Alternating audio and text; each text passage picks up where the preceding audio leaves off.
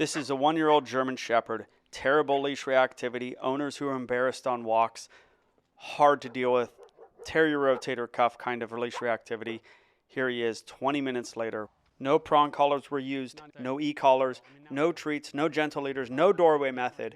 So what did I do to help this dog? I'm going to tell you the secret weapon. Watch the reaction when this dog sees prints. Look at that visceral reaction. Now imagine that dog is on a leash when it sees another dog. You're going to get the same type of eruption. The dog just happens to be on a leash, and that's why you have the leash reactivity, which tells us the leash reactivity isn't really due to the leash. It is due to the dog reacting in a certain way to this stimulus or to the other dog. Some leash reactivity is about the leash.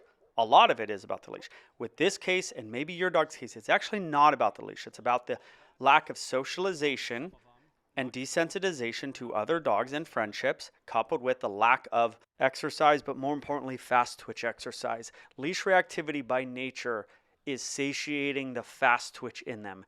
Everything's fast, the pulling, the barking, the lunging, the freaking out. It's satiating their fast twitch. But the more important point is the getting this German Shepherd and you possibly getting your dog with other dogs as being oftentimes the main fix for leash reactivity. He's not perfect.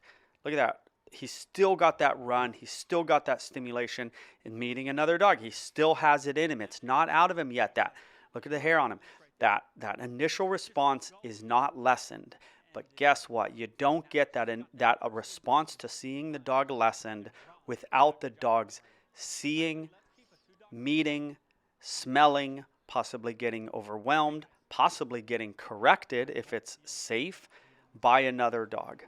You just have to get the dog numbers up. And you might say, well, I can't get the dog numbers up. Well, if your dog's aggressive, yes, that's very difficult. But a lot of people just have dogs like this that just don't have friends and haven't been around enough dogs at the right age. And so your dog is leash reactive because it doesn't get around dogs. So it's kind of, you're in a tough position. I get it, but you got to do it. You use leashes, muzzles, fences. You possibly sign up for my Beckman aggression and reactivity program, which you get tons of videos about leash reactivity. I go into my leash reactivity system and aggression in that program, how to meet dogs, how to be a good trainer to your dog, and that is at beckmanpro.com. So now you're going to see me use a little discipline with this dog, and I don't think it's not the reason for this German Shepherd getting better, but you're going to see it right here. So he's just overwhelmed this little dog a few too many times, and I'm just holding him, and then I just let him go. But hey, it's enough. It's enough overwhelming other dogs. So now he's met 3 dogs, been not great with the little dog. I'm going to bring Duke out. I wanted to get to 4 dog friends, then retest. That was the whole goal the whole time. Make friends, meet dogs.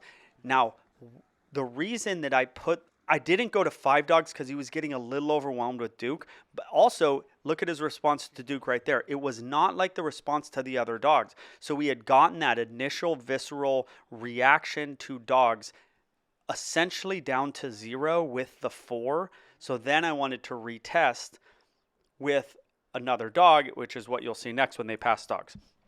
Now I'm going to let Duke in, just more meeting, more smelling. You need to at least get your dog with 1 dog. The system that I'll tell you about in Beckman aggression reactivity system, oh yeah, Duke's in there now, is you use leash and muzzles and fences. Now I realize leashes with leash reactive dogs aren't great, so maybe use fences and muzzles like I did today. I didn't use muzzle, but I used a lot of fences, right? Every dog he met was met through a fence. Even that little dog, I didn't show you the fence meeting, but they were all fences, so the dog gets that rush out of him, doesn't get to roll up on the dog and be a jerk to the dog.